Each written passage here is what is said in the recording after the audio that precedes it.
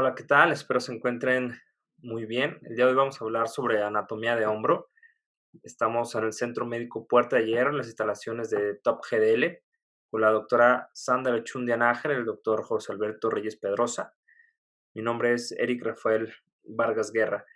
Voy a tratar de no hacer tan tediosa esta clase, espero que sea de su agrado. La región del hombro, una región bastante compleja, está formada por 5 articulaciones que implican 5 huesos: esternón, clavícula, costillas, escápula y húmero. Vamos a centrarnos más en la clavícula, la escápula y el húmero.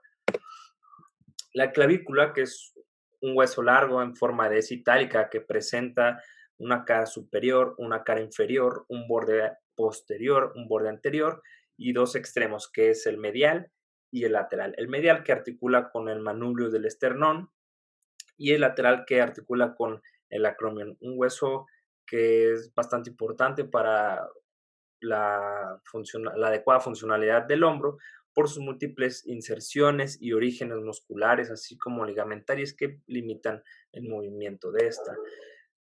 La clavícula tiene un movimiento de elevación, depresión, una protracción, un movimiento hacia anterior, retracción o movimiento hacia posterior y una rotación sobre su eje, más o menos de unos 30 grados esta elevación a nivel del manubrio esternal. En cuanto a la escápula, recordemos que es un hueso triangular, por lo que cuenta con 3 ángulos: inferior, superior y lateral, 3 bordes: el borde medial o paravertebral, el borde lateral o axilar y el borde superior, que está en su parte posterior, está dividido por 2 fosas: la fosa supraespinosa, infraespinosa, dividida por la espina escapular, que está en su borde medial, se adelgaza y se hace pierde altura, y en su borde lateral, que forma el acromion, que es una estructura que se proyecta hacia anterior y hacia posterior, a una repisa superior a la glena, y esta, esta glena, que es la que articula con la cabeza humeral, que en su anillo superior se encuentra la apófisis coracoides, esta proyección anterior, que es lugar de múltiples inserciones musculares y ligamentarias. Y también cuenta con su fosa subescapular, está en toda la cara anterior de la escápula. Importante saber su orientación en reposo, que es un posicionamiento en el plano anterior o frontal, que es a 30 grados, que esto se le llama el plano escapular. Pasándonos al húmero, en su parte proximal, sabemos que la cabeza humeral es casi un semicírculo, que en su parte lateral y anterior cuenta con dos tuberosidades, mayor y menor, que es el troquíter y troquín, que estos sirven de inserciones para el manguito rotador, el tubérculo menor o troquín para el subescapular y el troquíter para el supraespinoso, infraespinoso y el redondo menor. Saber que estos dos tuberosidades se proyectan hacia inferior o hacia distal, generando dos crestas, generando que se crea el surco intertuberculoso o bicipital, que es donde transcurre el tendón largo del bíceps. La orientación del húmero es bastante importante. Sabemos que la cabeza mira hacia arriba y hacia medial, generando un ángulo de 130 grados, un ángulo cérvico-diaficiario, y que también se proyecta hacia posterior aproximadamente 30 grados, que es esto lo que se le llama la retroversión humeral, que es gracias a esta retroversión humeral que puede encarar directamente al plano de la escápula. Recordemos que la escápula se encuentra a 30 grados hacia anterior y el húmero 30 grados hacia posterior, para poder tener una adecuada enfrentamiento y una adecuada articulación húmero con escápula. El complejo articular del hombro se divide en dos grupos y son 5 articulaciones: la articulación glenohumeral, la articulación subdeltoidea, la articulación escapulotorácica, la articulación acromioclavicular y la articulación esternoclavicular. Que todas estas requieren estar coordinadas para poder tener un adecuado funcionamiento del hombro. La esternoclavicular y la acromioclavicular, estas dos están muy ligadas a la articulación escapular. De ellas depende el correcto movimiento de esta.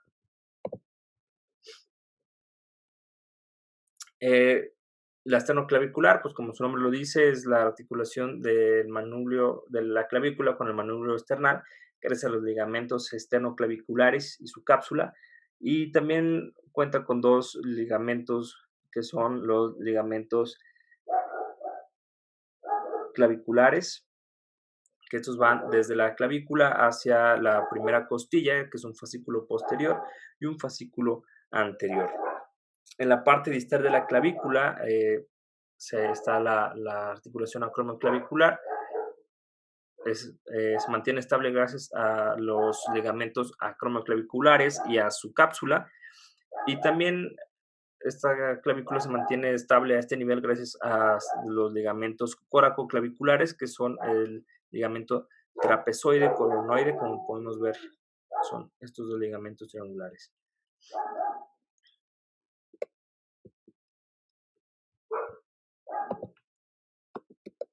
La articulación escapulotorácica, que muchos consideran que no es una verdadera articulación anatómica, ya que realmente no está formando ni ninguna articulación, sino que solo es un punto de contacto entre la superficie anterior de la cápsula y la superficie posterior del tórax, donde se encuentran separadas por el músculo subescapular, el serrato y los elevadores espinales o erectores espinales. Esta articulación escapulotorácica es importante saber cuáles son los movimientos escapulares que presentan, que son de rotación inferior, rotación superior, rotación externa, rotación interna, inclinación anterior e inclinación posterior. En un posicionamiento normal de la escápula en reposo normalmente se encuentra una inclinación anterior de unos 10 grados, con una inclinación superior de 5 a 10 grados y el plano escapular, que es una rotación interna de unos 30 grados. Pasándonos a la articulación glenohumeral, hay que saber cuáles son las relaciones anatómicas de esta articulación, como son la cápsula articular, los ligamentos glenohumerales, el manguito rotador, labrum, las bursas, disculpen ahí, los espacios subacromiales. La articulación glenohumeral, es la articulación que es generada por las dos superficies curvas, que es del aspecto de la glena, que es el cóncavo, que es la parte pequeña, y el húmero, que es la parte grande y es la parte convexa. Como sabemos, ambos están a 30 grados, uno hacia anterior y uno hacia posterior. La cápsula articular, que es una membrana fibrosa que envuelve y aísla la articulación glenohumeral, y su aspecto más anterior hay un engrosamiento que va a dar lugar a los ligamentos glenohumerales, como es el superior, el medio y el inferior.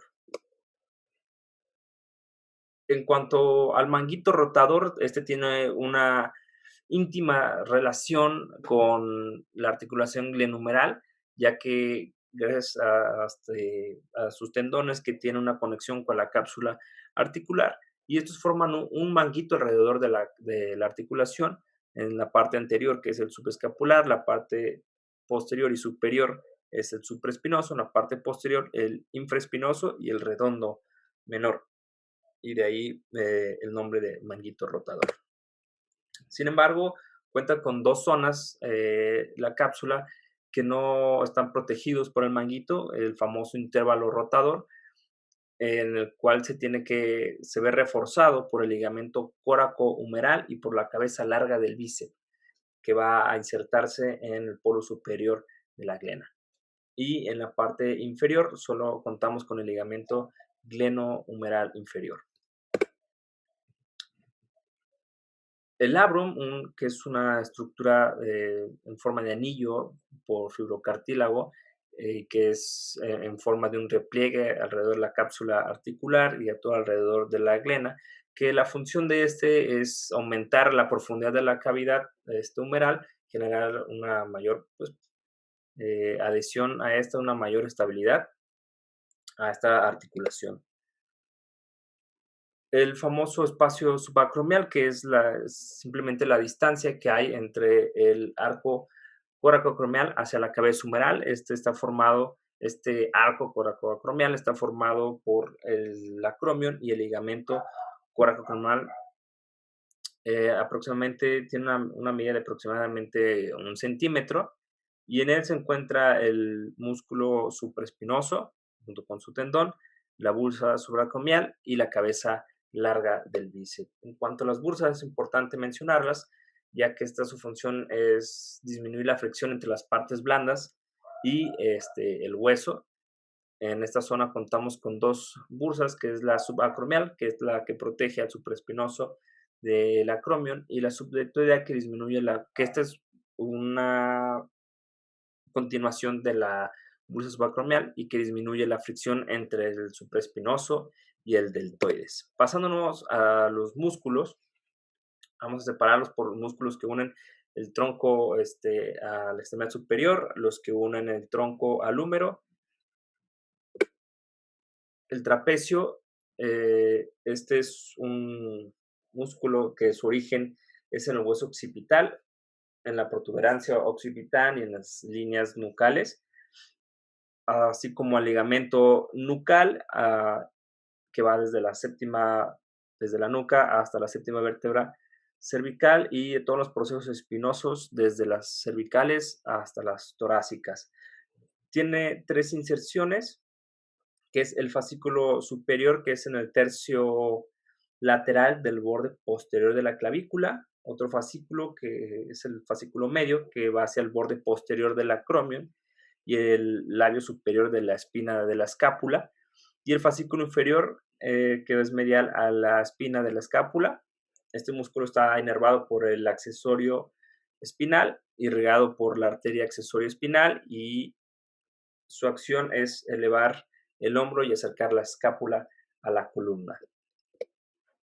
El músculo romboides, que su origen es en la parte inferior del ligamento nucal, en los procesos espinosos de la séptima cervicales y la sexta vértebra torácica, a la séptima vértebra torácica, perdón, y su inserción es en el borde espinal o medial de la escápula, desde la espina al ángulo inferior. Su inervación es por el nervio romboides, está irrigado por la arteria escapular descendente, y su acción es llevar la punta de la escápula hacia arriba y hacia medial. El músculo elevador de la escápula, que su origen es en la apófisis transversa del atlas y los tubérculos posteriores de los procesos transversales de C2, C3, C4 y C5, y su inserción es en el ángulo supermedial de la escápula y borde medial situados por arriba de la espina. Está inervado por el nervio elevador de la escápula, la arteria escapular descendente es su irrigación, y su acción es atraer hacia arriba y medialmente al ángulo superior de la escápula y hace descender al hombro. El serrato mayor, que su origen es en el borde medial de la cara anterior de la escápula a nivel del ángulo supermedial, en el labio anterior del borde espinal y en el ángulo inferior de la escápula. Y su inserción es en el borde inferior de la cara lateral de las costillas, desde la segunda a la décima. Es inervado por el nervio del serrato mayor y el nervio torácico largo, irrigación por la arteria subescapular inferior, la torácica lateral y las ramas perforantes desde las arterias intercostales posteriores. Su acción es un músculo de la inspiración, y también es atraer a la escápula hacia el tórax en los movimientos de elevación del brazo. El pectoral menor, que su origen es en la cara lateral y borde superior de la tercera, cuarta y quinta costilla. Su inserción es la mitad anterior del borde medial del proceso coracoideo. Es justo medial al músculo coracobraquial y a la porción corta del bíceps. Es inervado por el nervio del pectoral menor, irrigado por la arteria toracoacromial, y su acción es tracciona hacia adelante el proceso coracoideo y desciende la escápula, y también es un elevador de las costillas. El músculo subclavio, que su origen es sobre la cara superior de la primera costilla, y su inserción es en la parte media de la cara inferior de la clavícula. Su inervación, que es una rabia prominente de la quinta raíz cervical, irrigado por la arteria torácica suprema, y al contraerse desciende a la clavícula. Pasamos al músculo que une el tronco al húmero, que es el dorsal ancho, que bueno, tiene múltiples orígenes, que son los procesos espinosos de las últimas 7 vértebras torácicas, las 7 procesos espinosos de las 5 lumbares, la cresta mediana del sacro, la cara posterior lateral de las 4 últimas costillas y el ángulo inferior de la escápula. Y su inserción pasa por delante del tendón del redondo mayor y termina en el fondo de la corredera bicipital. Está inervado por el nervio dorsal ancho, el nervio toracodorsal, irrigado por la arteria intercostales y el subescapular. Su acción es abductor del brazo y un rotador medial. Pasamos a los músculos que unen la cintura escapular con el hombro, que es el músculo deltoides, que tiene tres orígenes, un tercio lateral al borde anterior y cara superior de la clavícula. Su borde, otro origen es el borde lateral del acromion. El tercer origen es el labio inferior del borde posterior de la espina de la escápula, y su inserción es en la cara lateral del húmero, que sigue la concavidad de la B deltoidea. Es inervado por el nervio axilar, su irrigación es por la arteria circunfleja del húmero posterior, y su acción es un abductor del brazo y puede elevar transversalmente hacia adelante o hacia atrás dependiendo del fascículo que se esté utilizando. El pectoral mayor, también de múltiples orígenes, tiene un fascículo clavicular que se inserta en los 2/3 mediales del borde anterior de la clavícula y que asciende hacia la cara superior. El fascículo esternal, que se origina a mitad correspondiente de la cara anterior del esternón. Todo el borde anterior del esternón es parte de su origen.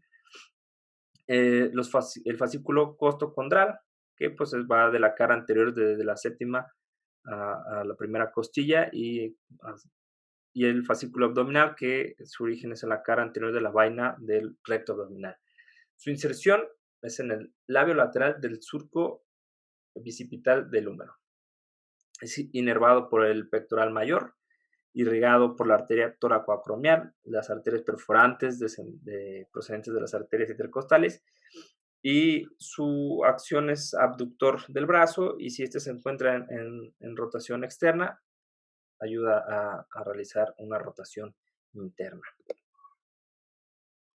El subescapular, un músculo del manguito rotador, que su origen es en la fosa subescapular de la escápula. Su inserción es en el tubérculo menor o del troquín del húmero. Es inervado por las ramas provenientes del fascículo superior de C5 y de C6 del plexo braquial. Su irrigación es por la arteria subescapular, ramas de la arteria torácica lateral, y la acción de este músculo es abductor del húmero y rotador medial del mismo. El músculo supraespinoso, su origen es la fosa supraespinosa, su inserción es en la carilla superior del troquíter, inervado por el nervio supraescapular y regado por la arteria supraescapular, y la acción es abductor del brazo. El músculo infraespinoso, que su origen es 2/3 mediales de la fosa infraespinosa o anafosa infraespinosa. Su inserción es a la carilla medial del troquíter y es inervado por el nervio supraescapular, irrigado por la arteria supraescapular y la acción es un abductor y rotador externo del húmero. El redondo menor, que su origen es en el borde axilar de la escápula, en la parte inferior. Su inserción es en la carilla inferior del troquíter, es inervado por el nervio axilar, irrigado por la arteria circunfleja humeral posterior y su acción es un rotador externo y ayuda a mantener la cabeza humeral en la glena. Todos estos músculos, gracias a su tensión, ayudan a mantener la estabilidad de la articulación glenohumeral. Estos 4 son los músculos que generan el manguito rotador.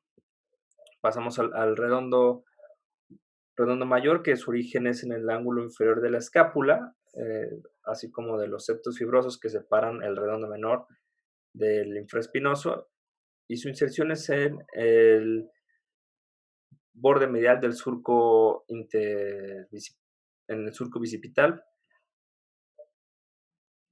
justo por detrás del dorsal ancho, y es inervado por el redondo mayor, irrigado por la arteria subescapular, y su acción es aductor y rotador medial del brazo. El coracobraquial, que su origen es en el vértice del proceso coracoideo lateral al tendón del pectoral menor. Su inserción es en la cara medial de la diáfisis humeral en su tercio superior. Es inervado por el músculo cutáneo, irrigado por la arteria axilar y es un elevador del brazo que también hace que también lo lleva hacia adelante y hacia medial. Por último, el músculo braquial, que consta de 2 cabezas, la cabeza larga, que su origen es el tubérculo supraglenoideo de la escápula, su cabeza corta, que es la apófisis coracoidea de la escápula. Su inserción es en la tuberosidad radial y aponeurosis del bicipital, inervado por el músculo cutáneo, irradiado y su irrigación, es por la arteria braquial y su acción es flexiona y supina el codo. Sin embargo, es un importante estabilizador de la cabeza humeral. Muchas gracias.